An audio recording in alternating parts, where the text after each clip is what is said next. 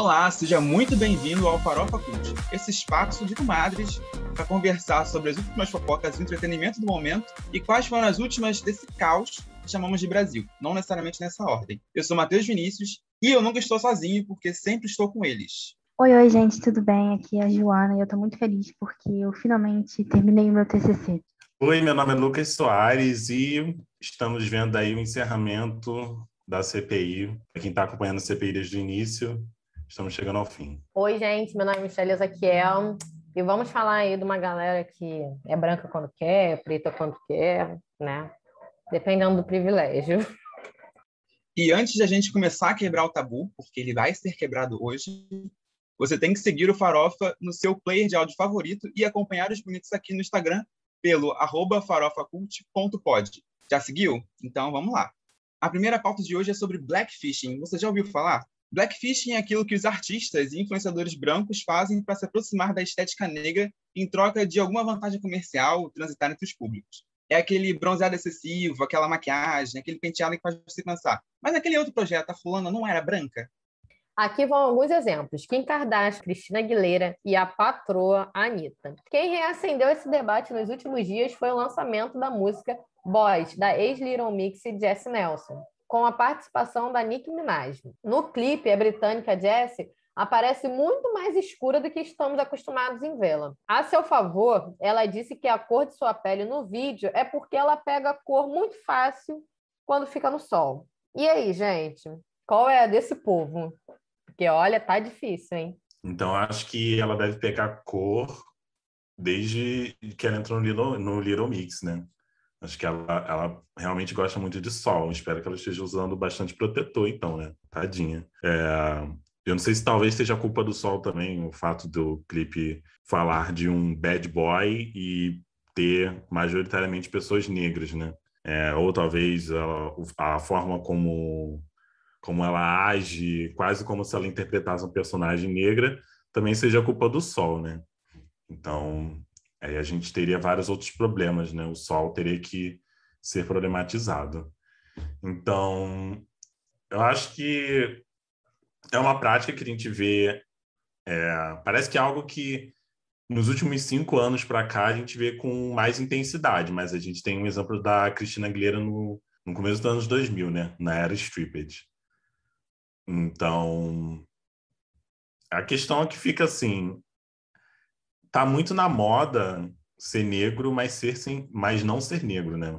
A pessoa, ela pega, ela entra no personagem negro, age ali por 1 hora, depois ela volta pro que ela realmente é. Então, assim, a gente vê essa problemática acontecendo o tempo inteiro, assim. É realmente essa questão de roubar uma cultura e ganhar dinheiro e prestígio, né?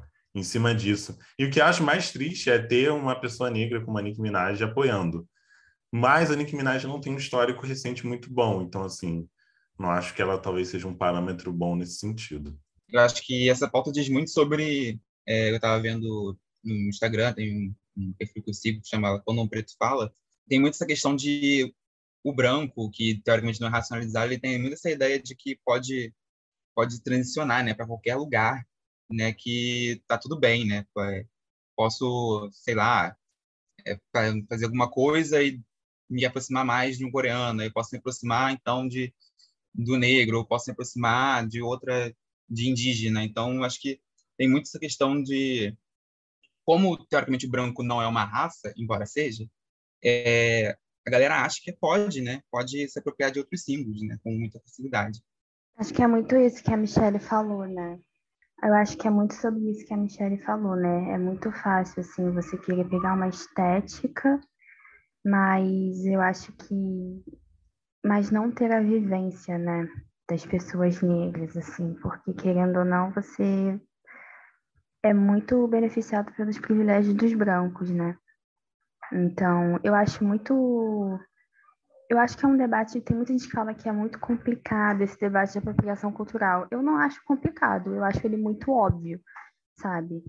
É se você se pegar para si uma identidade que não corresponde ao teu povo, né, ou à tua etnia, e usa isso como uma questão assim estética e tal, mas por trás disso, né, a galera que realmente detém dessa herança cultural sofre, né, muito mais do que você. Assim, o que eu queria falar, que, né, foi até o que eu trouxe lá no início e tudo, né, que a Juju até comentou agora, o Sossô também falou, enfim, tá na moda ser preto para ganhar dinheiro. Tá na moda ser preto para ganhar dinheiro, porque tranças mandraca, né, galera? O que é isso, assim? Eu não sei se vocês aqui já viram isso, mas tranças mandraca foi um pouco demais para mim. Mas, no geral, é isso. Tá na moda ser preto para ganhar dinheiro, mas quando você tem o ônus de ser preto, que infelizmente são muitos num país estruturalmente racista, eu sou branca. Essa que é a realidade, assim, que está acontecendo, que a gente já vê, né? Que houve super esse debate com Vai Malandra da Anitta, porque, gente, assim, quando quero eu sou branca, quando eu quero eu sou negra, não é bem assim, né? Você se apropriar desses símbolos culturais e, de certa forma, raciais, né? Para ganhar dinheiro único e exclusivamente, sendo que você não, sabe, não é engajado na causa, você não é preto, porque, porra, o principal para ser preto, você tem que ser preto, entendeu? É isso.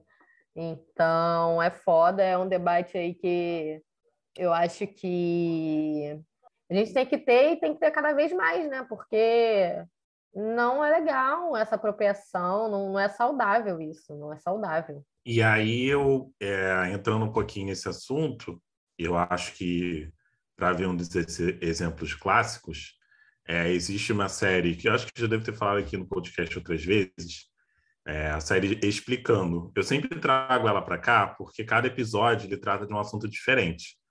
E aí tiveram 2 episódios muito interessantes que tratam sobre essa questão.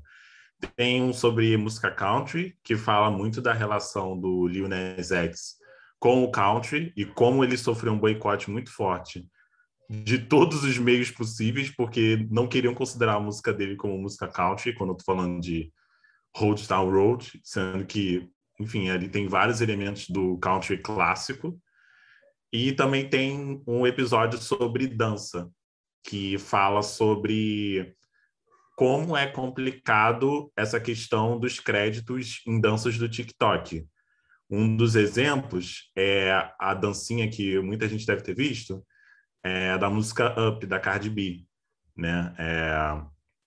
As dancinhas, elas muitas vezes são feitas por meninas e meninos negros, né? Mas quem acaba recebendo toda a fama são pessoas brancas. E aí, nessa série, ela fala do exemplo das dancinhas, né, no geral, e que, no final das contas, quem ficou famosa e quem foi chamada para acho que o programa do Jimmy Fallon, foi uma pessoa, uma influencer lá, não lembro quem era, branca. E aí teve que acontecer toda uma mobilização na internet para o Jimmy Fallon chamar as pessoas negras que realmente fizeram aquela dança, para que eles realmente recebessem os créditos. Então, acho que quando a gente está falando desse assunto da Jessie Nelson, é muito isso. Porque às vezes são várias pessoas negras que fazem as mesmas coisas e elas não recebem os créditos.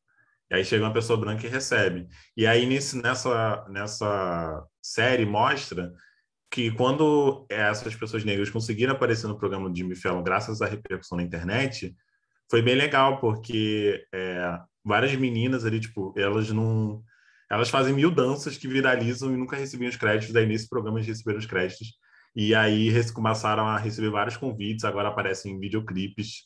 Então, assim, foi até um pouco emocionante, porque é a única oportunidade que eles teriam, sendo que, sei lá, várias danças que a gente vê começam por causa dessas pessoas. Mas a história é muito isso, né? Muitas coisas que os negros fazem acabam ganhando mais visibilidade quando são apropriadas pelos brancos, né? O rock tem muito disso também, né? O rock, a galera diz que foi inventado pelo Elvis e tal, mas na verdade não, né? O ritmo, né? Os primórdios do rock vêm da comunidade negra lá dos Estados Unidos, né? esse seu exemplo das dancinhas do TikTok me lembrou essa situação. Uma listinha, né, de coisas cuja origem foi feita por negros, né, na parte da música. E a maioria, né, a maioria dos ritmos criados, né, e aí, por consequência, a gente pode puxar para danças criadas a partir desses ritmos, e todo o resto vem dessa fonte, né? Então, é necessário a gente olhar para os lugares e identificar quem fez aquilo, por que fez aquilo, porque aquilo está inserido dentro de um contexto cultural e de um povo, né, de uma cultura específica, né? Então, é muito bizarro alguém chegar e simplesmente criar uma coisa a partir daquilo sem entender realmente o que veio antes para poder ter aquilo na sua mão, assim, sabe? Então, acho que todo esse debate, né, sobre como que pessoas brancas utilizam símbolos de outras culturas, vem muito desse ambiente, assim, né? Não para pensar de onde veio aquilo, né? Queria só falar um negócio, assim, que brotou, assim, do nada, essa discussão também eu vi a partir dessa história do blackfishing. Uma galera, assim, não faz sentido nenhum. Eu acho que as pessoas, além de racistas, elas querem atacar outras coisas também, né? Que era a galera achando que já que pode transicionar de gênero, pode transicionar de raça. Então, né, é uma coisa meio bizarra, assim, as pessoas começarem a criar as discussões meio bizarras acerca disso, né? Então, foi um debate que eu vi, assim, surgir, um posicionamento que eu vi do nada, assim, e aí eu achei meio bizarro como a pessoa distorce, né? Quando a gente fala de raça, a gente não está falando de uma coisa que pode ser transicionada, né? Uma coisa que precede a pessoa gerações, assim, né? É uma opressão de séculos e não uma coisa que tudo bem, pertence a você, né? Gênero é uma coisa que você pertence a você, mas não é uma coisa que precede você, né? É uma coisa que é sua. Então não faz parte, não faz sentido esse tipo de discussão sobre já que eu posso transicionar de gênero, eu posso transicionar de raça, eu posso transicionar de sei lá, de milhares de outras coisas que as pessoas inventaram que invalida tanto a causa negra quanto a causa trans, que é pior ainda. Que é pior ainda, não, é tão ruim quanto. Acho que o que mais me irritou nessa história da Jessie é como ela tentou entrar num papel ali de, tipo, ai, meu Deus, desculpa, gente, o que vocês estão falando? Tá, desculpa. Sabe, uma coisa assim, tipo, o que vocês estão falando? Eu tô desinformado, eu não sei disso, eu não sei, gente, me informem. Que aí esse papel, gente, é cansativo, gente. Assim, é só pesquisar no Google, se, né? Eu não estou falando para entrar no papel de pesquisadora como a Nicki Minaj, nossa mais nova cientista. Mas eu estou falando entrar no papel de pesquisador. Ai, eu não aguento com negócio. Mas eu estou falando para entrar no papel de pesquisar, de saber do assunto por você mesmo, assim. Não, gente, esse É. discurso de que eu tô aqui para aprender, galera, por favor, vocês não têm mais 10 anos de idade, não, né? Até meu sobrinho que tem 10 anos de idade, as coisas da escola dele, eu boto ele para catar na internet, entendeu? Aí tu com marmanjão, 20 e tantos anos na cara, vai... eu quero aprender. Vai tomar no cu, né? Me desculpa, galera. Olha, eu acho incrível quem é professor. Inclusive, a gente está gravando hoje, no Dia dos Professores. Parabéns para todos os professores. Um beijo para todos vocês. Né? Profissão linda, maravilhosa, mas eu não nasci para isso. Então, eu não estou aqui para ficar explicando para vocês, não, lindos. Não tem como. Não tem como. Ai, preguiça, né? Preguiça desse povo que não tem. Não, gente, eu não tenho paciência para escutar. Ai, é porque eu não sei, me ensina. Ei, por favor, né? Não fiz licenciatura. Porra, pelo amor de Deus. Quando vocês querem aprender alguma coisa, vocês não catam lá no Google? Então, E tem vários exemplos, né? Antes dela, ela não é a percussora do Blackfishing. A gente teve várias cantoras do começo dos anos 2000 e essa era uma prática bem comum, né? Acho que...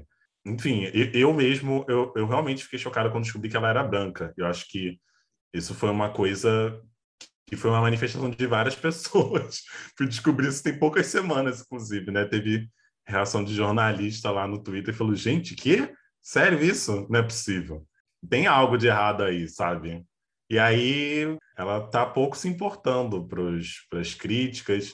Tanto é que no meio desse redemoinho todo de crítica, ela foi lá e fez TikTok, entendeu? Então, ela não reconheceu, né? Eu lembro que, já que, enfim, hoje também é o dia que a Adele voltou, né? E aí teve uma foto dela que a Adele estava com algumas tranças, né? E algumas pessoas se sentiram, enfim, sentiram que rolou uma apropriação ali por parte dela. A Adele, eu não sei se ela chegou a tirar foto dela no Instagram, não sei como é que aconteceu, mas ela pediu desculpa. É isso, falou, pediu desculpa, é isso, não farei mais.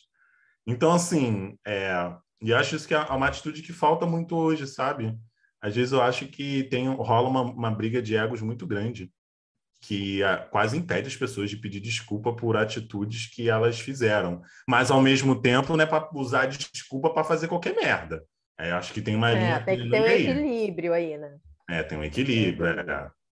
Não E a desculpa não é só aquela desculpa, é você realmente assumir o seu erro e você não fazer mais aquilo, galera. Não faz mais. Também não adianta você ficar, ai, desculpa, eu vou fazer merda aqui, ó. Ai, desculpa, eu vou, né, me fingir aqui de preta. Ai, desculpa. Não rola. Não dá. É foda isso. Até porque é o que você estava falando, né? Assim, causa inúmeras consequências, né, pro movimento negro, para, assim, né, questão de racismo, questão até de você embranquecer a cultura negra e você, sabe? E mais uma vez a gente perder nossas identidades culturais assim, é muito perigoso esse caminho, eu acho. Então, as pessoas têm que ter consciência, muita consciência, está faltando hoje. Se o senhor fosse um pouquinho mais educado e menos mimado, o senhor teria respeito pelo que eu estou falando. Ele faz aliança para proteger o filho quadrilheiro, corrupto e vagabundo. Que Deus tenha misericórdia dessa nação. E vamos para a segunda pauta. A conversa agora é sobre políticas públicas e como a gente tem decaído nesse quesito nesse país. Vocês devem ter visto que o presidente vetou artigos do projeto de lei que prevê distribuição de absorventes para estudantes de baixa renda, mulheres em situação de rua e presidiárias. Esse veto lançou luz no debate sobre pobreza menstrual e como é necessária uma política pública voltada para esse tema. Além disso, Bolsonaro promoveu o desmonte de políticas públicas relacionadas ao tratamento de HIV e AIDS, fora as limitações orçamentárias na área da ciência. Estamos 0 dias sem passar raiva com o governo Bolsonaro. O nosso recorde é 0 dias. Ai, gente, o governo Bolsonaro é isso, né? Estamos aqui mais um dia, mais um episódio para o quê? Falar mal do Bolsonaro, porque ele nos obriga a isso, né? Então, vamos lá, aos pontos. Bolsonaro, ele tem um projeto de empobrecimento do Brasil e de enriquecimento dos bolsos dele e dos filhos dele. Isso já está muito óbvio, já está muito claro para quem quer que seja. Por mais que ainda tenha aquele 23% lá teimoso querendo dizer que não errou no voto em 2018, no fundo, eles sabem que fizeram merda, mas, assim, muita merda. Não foi pouca merda. Foi uma merda, assim, com vontade de ser feito, só que não estão querendo dar o braço a torcer.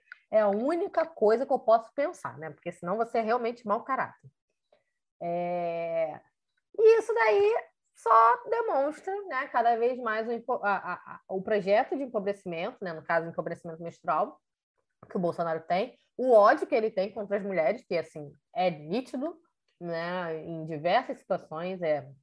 Ele já deixou bem claro que a filha dele foi uma fraquejada, aí a gente vê por aí, né? Então, assim, não é de se surpreender, é triste, é muito triste, mas é foda. Mas num ponto, obviamente foi péssimo isso, né? Porque seria uma cobertura nacional se o governo federal tivesse seguido com o projeto, mas esse veto, querendo ou não, levantou esse debate em muitas prefeituras e muitos estados, e aí agora a gente está vendo muitas prefeituras adotando a distribuição de absorventes nas escolas públicas, né, municipais, estaduais. Então, a gente pelo menos vê aí que Ainda temos alguns políticos. Muitos não se salvam, não. Muitos estão fazendo também para poder conseguir voto aí, né, em 2022. Mas ainda a gente pensa assim, tem uma luzinha aí no fim do túnel. Mas como você está falando, faz parte do grande projeto do Bolsonaro, que não é tão grande assim, nem tão arquitetado assim, mas ele tem eficiência, né, no desmonte que ele se propõe a fazer, né? Tanto nesse caso da distribuição de absorventes, né? Era um projeto que estava bem definido tudo, de onde ia sair cada dinheiro, como que ia fazer cada coisa, como que ia funcionar o projeto em si, e mesmo assim a questão foi o dinheiro, né? De onde vai sair o dinheiro, né, para distribuir, né, absorvente que eles pensaram, que o Bolsonaro propôs, né, a discussão, né? Mas estava tudo definido ali, né? De onde ia sair, de onde que ia sair do dinheiro destinado para o cárcere mesmo, principalmente para as mulheres, o dinheiro da educação ia sair realmente para da parte da educação, né, para a escola, enfim, tudo estava ali bem definido e mesmo assim, né, foi vetado, né, esse artigo desse PL, né, enfim. E é um projeto muito fácil, né, para ele, né, com uma canetada destruir algumas coisas, né? A gente viu nesse caso também, como a gente comentou na cabeça, né, do texto ali, né, a questão do HIV, né? Então, ele com o movimento de tirar, né, o HIV e AIDS de um setor ali dos direitos humanos, né? Acho que se não me engano onde ficava, né? Ele transformou aquilo numa secretaria muito pequena, né, dentro do gabinete ali da Damares, que tornou a política pública que era mais eficiente do país, né, mais eficiente do mundo, né, o tratamento de HIV e AIDS no Brasil é uma referência para o mundo inteiro. Ele tornou isso uma ameaça assim, para as pessoas que vivem com HIV e AIDS no Brasil. Né? E a gente sabe também que quem são as pessoas mais atingidas também pelo HIV e AIDS. Né? Então, a gente sabe para onde é direcionado o ódio do Bolsonaro. Né? Eu acho que tudo que tem de política pública que esse governo puder destruir, ele vai lá e destrói. E acho bem interessante a gente observar que a justificativa é sempre a de que não tem que dizer de onde vem esse dinheiro. Se você for pegar, tanto a questão dos absorventes quanto, enfim, outras políticas públicas que existe essa resistência do Bolsonaro em sancionar, sempre tem essa mesma desculpa, tem que dizer de onde vem o dinheiro. Eu acho que podia vir, por exemplo, do nosso orçamento secreto, né? Seria ótimo, né? Seria ótimo, Acho seria bom que nem tivesse esse orçamento, no caso, né? Porque não era para estar, ele teria que estar investindo em outras áreas. Em outras áreas, Então, e aí você vê, né? Tem várias políticas assim que está acontecendo com o Ministério da Ciência e Tecnologia, né? Que, né, basicamente pegaram o dinheiro do Ministério da Ciência e Tecnologia e fatiaram em outros ministérios. E é isso, né? Ameaçando os futuros editais de bolsa de pesquisa científica. Se não liga para a ciência no meio de uma pandemia, né? Não ligava antes, não liga agora, não vai ligar depois. Então, assim, né? Porque ele precisa turbinar. A única política pública que o Bolsonaro tem como foco em manter é o auxílio emergencial, que foi o que, em algum momento, pelo menos no primeiro momento lá na primeira parte do auxílio emergencial, foi o que aumentou a popularidade dele. Então, da onde ele puder tirar dinheiro para focar apenas nessa política, que por ele nem existiria para início de conversa, né? Aí ele vai continuar cortando e fatiando e tirando, porque aí ele vai dizer que está ajudando o Brasil, né? E eu acho engraçado, né, que as políticas de financiamento, e aí eu acho bom abrir um OBS aqui, eu acho super válido a concessão de casa, de políticas públicas de concessão de casa própria para policiais e tudo mais, assim como eu também acharia justo se fosse também para professores e outras categorias de profissionais essenciais. Mas, enfim, o que ele também vem fazendo sobre essa política pública que ele vem implementando de conceder uma linha de crédito só para policiais e pessoas das forças de segurança, né, ali aparentemente existe dinheiro, né, existe orçamento para aquilo, né? Então, ele vai focar apenas naquilo que pode fornecer benefício próprio e direto para ele, que ele pode dizer que foi responsável. Mas, enfim, a gente sabe que o que ele diz não tem muita importância. Mas acho que o foco dele é esse, né? Então, se ele vê ali uns absorventes, isso aqui não vai converter em votos para o ano que vem. Ele não vai fazer. Peraí, eu conceder linhas de crédito para as forças de segurança? Realmente, essa categoria costuma estar comigo. Preciso deles, vou conceder. Então, acho que é isso. Existe dinheiro para a política pública para o Bolsonaro, mas depende se ele conseguir converter isso em voto. Louco, né, que o Paulo Guedes, né, ele mudou, né, esse orçamento para a ciência, e nem o próprio Marcos Pontes sabia, né, que o orçamento tinha sido mudado. Ele foi avisado pelo Twitter, né, ele foi reclamar no Twitter que aconteceu, né, esse corte na ciência. Ele ficou tipo, o que está acontecendo? O que vocês estão fazendo? Então, esses são os nossos ministros. Mas a política do governo Bolsonaro é essa, né? Muito voltada para interesse próprio. Eu achei tão ridícula a desculpa dele falando, né, que mas eles não afirmaram qual fundo viria, né, os custos desse projeto, sendo que no projeto consta, né, que seriam dinheiros destinados no caso das escolas, enfim, das pessoas de vulnerabilidade social, seriam recursos destinados ao SUS para a área de higiene, higiene pessoal, e para as presidiárias viria do fundo penitenciário, né? Então, assim, não faz sentido essas desculpas que ele dá. E temos também Dona Damares, né, falando que as vacinas são mais importantes do que os absorventes para o governo, sendo que nem o próprio presidente apoia a vacina. Ele publicamente diz que as vacinas não têm validade porque ele já teve corona e está 100% imunizado, enfim. É um governo muito doido. Que surto. Damares veio com esse papo, né, do nada, de que vacina é mais importante que absorvente, fome é mais importante que absorvente. Que dicotomia é essa que ela inventou, né, ali na hora que foi pressionada, né? Uma ministra da mulher e ela cria essa dicotomia ridícula, assim, do nada, né? Vacina absorvente. Não é os dois ao mesmo tempo. Assim, não... Galera, se eu tomar vacina, eu não vou deixar de menstruar. Se eu menstruar, não é porque eu menstruo que eu vou deixar de tomar vacina, caralho. Eu quero os dois, eu tenho direito aos dois, tá ligado? Ai, gente, Damares.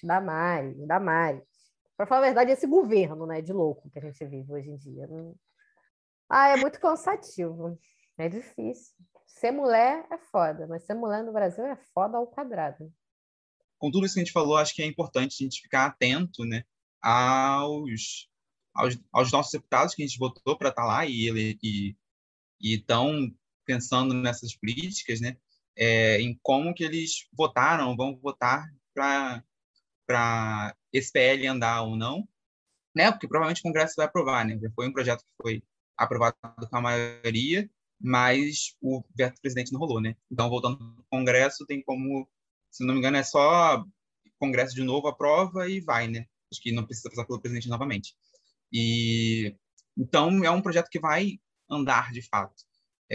Mas temos que ficar atentos a como os nossos políticos que nós elegemos votaram, ficar atento ao ano que vem, 2022, que tem eleição e que a gente tem que fazer o nosso título da cidade que a gente está vivendo, né, do estado que a gente está vivendo atualmente, porque precisamos renovar para poder votar em pessoas que precisam estar nos congressos da vida. Então, só fiquem atentos aos políticos de vocês e a esse PL que está andando aí e a outras merdas que o governo Bolsonaro faz, né? Porque a gente tem que estar sempre se posicionando. Inclusive, essa questão do absorvente, do veto, né, veio ali na nuvem de fumaça ali, né? Como é básico, né? Ele fez isso e deu aquela ofuscada em outro escândalo que estava acontecendo em outro setor, né? Então, a gente sabe os métodos do nosso presidente. Infelizmente, nosso presidente. Alô, vocês sabem quem sou eu? Vamos fazendo. Chama que eu vou. Vamos para a última pauta? A gente já conhece advogado influenciador, psicólogo influenciador, nutricionista influenciador, A nova tendência é contratar e demitir pessoas a partir do número de seguidores que tem nas redes sociais. E nem os globais estão livres desta régua. Natália Dill que o diga. Depois de 14 anos de Globo e sem recusar trabalho, além de ser super profissional, a atriz não teve seu contrato renovado, segundo bastidores, por ter um comportamento mais discreto e com pouco engajamento nas redes sociais. Qual a necessidade de sobrepor resultado de redes sociais pelo resultado do trabalho em si? Eu espero que essa moda nunca pegue, né? Porque eu sou totalmente low profile e se for assim, eu nunca mais vou arranjar um emprego na minha vida. E olha que eu ainda escolhi o pecado de querer fazer carreira na área da comunicação, né? Por que eu não virei professora de matemática? O gatilho, meu pai. Eu poderia ter escolhido ser professor de matemática também, amiga. Foi uma primeira opção. No meu Mas caso, eu não tive gatilho nenhum, porque eu não tinha a menor possibilidade. Primeiro que eu não ia ter paciência para explicar a criança, porque a criança vai ficar me perguntando, e quanto é 2 mais 2? Já dá na cara dessa criatura. E segundo, que a matemática não é para mim também. Só queria deixar esse comentário aqui. Mas tem esse negócio aí, né? E ser low profile e não conseguir emprego, né? Essa questão da Natália Dill expõe muito essa norma, né? De que as pessoas têm que ser influenciadoras, né? Elas têm que ter uma mídia muito forte, né? Para trabalhar com a própria imagem, né? Então, fica muito essa tensão dos artistas, que são artistas, eles não precisam estar na rede social, né? Eles aparecem na televisão todo dia para a gente assistir eles. Precisar gerar engajamento, né? Para gerar publi, sei lá, não sei qual é o resultado que eles esperam de artistas de redes sociais, assim, né? Tudo que eles fazem já está exposto para o Brasil inteiro ver todo dia para a gente assistir. Né? Então, eles já são naturalmente influenciadores por eles existirem, assim, né? Por eles estarem fazendo os papéis deles, por eles estarem em entrevista. Então, eles já têm um papel muito importante, né? Na sociedade, né? Na cultura, assim. Né? Então, não tem necessidade deles mostrarem resultado ali nas redes sociais, né? Eu acho que, cara, é muito doido, né? A gente tá passando por esse período que as vagas, elas de fato estão sendo, tipo, concedidas a galera que tem seguidor, né? Porque é isso, né? Como a Jojo falou, como ela é low profile, ela não curte postar muita coisa, e é uma excelente profissional e não vai ser contratada porque não tem engajamento nas redes, é muito bizarro, né? Eu, assim, ainda posto mais do que a Jojo, mas também tô ferrada se a gente for por esse caminho, né? A gente aqui da comunicação não sou de estar postando sempre. De vez em quando tem uns surtos que posto assim, mas acabou também. E aí, como é que faz? Gente, é muito doido, né, a gente pensar nisso, né? Que a gente vai... Porque, querendo ou não, é uma possibilidade real disso estar cada vez mais acontecendo, não só como atriz, com, sei lá, apresentadoras, mas com as profissões, né, no geral, como jornalista, advogado, enfim, todas as outras profissões. É muito doido a gente ver as redes tomando conta, assim, uma coisa que deveria ser um lazer, né, porque a gente... Tanto é que eu acho muito doido, assim, a gente tem que colocar nossas redes sociais, sei lá, em portfólio, em currículo, eu não boto. Assim, a rede social que eu coloco é o LinkedIn, que é a rede social profissional que eu tenho. Meu Instagram, meu Facebook, assim, tem a menor necessidade de estar nesses lugares, né? Porque aquilo ali é para, sei lá, para me divertir, para eu falar sobre política se eu quiser, para eu ser blogueira se eu quiser, para eu não ser nada, ser uma planta lá e só ficar olhando as coisas que os outros postam. Sabe, não faz o menor sentido eu ter obrigação de botar as minhas redes ali, sabe? É minha vida particular. Não consigo entender essa lógica aí para que a gente está caminhando. Será que eu deveria estar fazendo alguma coisa aqui para o Instagram? E aí você vira um tentáculo, assim, né? Porque os influenciadores, eles trabalham realmente, né? Cada dia aumenta uma rede social para eles trabalharem, mas é o trabalho deles. Eles escolheram ser influenciadores digitais. Então, eles têm que saber YouTube, eles têm que saber Instagram, eles têm que saber Facebook, eles têm que saber TikTok. A gente que escolheu ser jornalista, a gente pensou só num foco só da nossa vida e ponto, né? E aí a gente já está aqui no podcast. A gente tem que pensar no podcast e nas redes sociais do podcast. E aí eu vou parar na minha vida e pensar assim, cara, eu vou ter que preparar alguma coisa para o Instagram agora também, algum tipo de conteúdo específico para cá. E aí fica, que loucura, não sou esse influenciador ainda, né? Então é uma pira, assim, que rola às vezes. Não, e é muito doido, né? Que aí a gente começa a querer se cobrar, a ter que postar, e a gente não tem que. Eu posto se eu quiser, mas a gente entra nessa neura, é verdade, é verdade. Às vezes eu fico me pegando, poxa, podia postar pelo menos uma vez por semana, né? Aí eu quero fazer já um cronograma de postagem para uma parada que não tem que ter cronograma, tá ligado? Se eu quisesse ser influenciadora, se eu quisesse trabalhar, ok, isso é o fato, assim, é o mínimo. Mas não é o meu caso, né? Eu quero ter as redes sim aqui do Farofa, mas o meu pessoal não sei lá, não é o momento, não quero. E aí a gente começa a entrar na noia de que a gente tem que produzir um conteúdo legal. E aí, às vezes, eu me pego muito pensando assim, poxa, eu não vou postar essa foto aqui, essa foto não tá tão legal. Mas se fosse outros tempos, eu com certeza postaria aquela foto, porque eu não tinha esse pensamento de tipo, né, de estou gerando conteúdo. Eu estava só postando uma foto minha de um momento que eu achei legal, que eu queria compartilhar com meus amigos. Mas agora a gente acaba parando para pensar que a gente está gerando conteúdo, né? Então, é muito doido. Eu acho muito doido, assim, esse mundo aí que a gente está digitalmente. Que droga, além de ser inteligente, eu tenho que ser carismático, criativo, tenho que ser fotogênico. Ai, pelo amor de Deus, gente, eu só queria tirar uma foto do céu. Eu não quero arranjar emprego por causa das minhas fotos no Instagram. Eu não basta ter que fazer faculdade, ainda tem que alimentar as mídias. Vai te catar. Mas, assim, acho que essa questão da galera que trabalha com mídia, né, artistas e tal, é muito pior.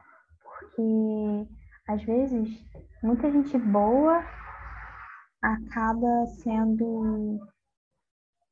não se sobressaindo tanto quanto gente mediana, mas que por algum motivo tem algum carisma, né? Assim, alguma coisa apelativa nas redes sociais, né?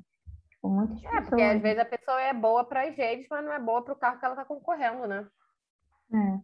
Por exemplo, tem muitas artistas aí de novela, de série, que eu olho assim e penso, amigo, você só tá com esse destaque todo como protagonista porque você tem muitos seguidores e tem influência na internet, porque senão... Eu só fico realmente muito preocupado com, né, assim, realmente acho que, como já falaram aqui no podcast, bate esse questionamento de, cara, será que eu deveria estar fazendo isso? Então, e como as empresas também ficam atentas às mídias sociais, né? Tipo, peraí, esse profissional aqui, nossa, ele faz os posts planejados, ele tem não sei quantos seguidores, vou contratar ele para economizar no trabalho que eu teria que ter para divulgar minha marca. Porque, assim, ele vai começar a trabalhar numa empresa, provavelmente ele vai postar coisas da minha empresa, então ele vai divulgar para os seguidores dele. Então, acho que acaba a gente voltando sempre para a questão econômica e de corte de gastos, né? Porque se você tem um influente, ou influentes no plural, trabalhando com você, isso significa que o seu gasto com mídia social e com conteúdo pago acaba diminuindo. Porque, naturalmente, as pessoas que trabalham com você vão acabar postando sobre o seu local de trabalho e vão divulgar a sua empresa. Então, olha que doido, né? Se você falar do lado empresarial, isso faz total sentido, né?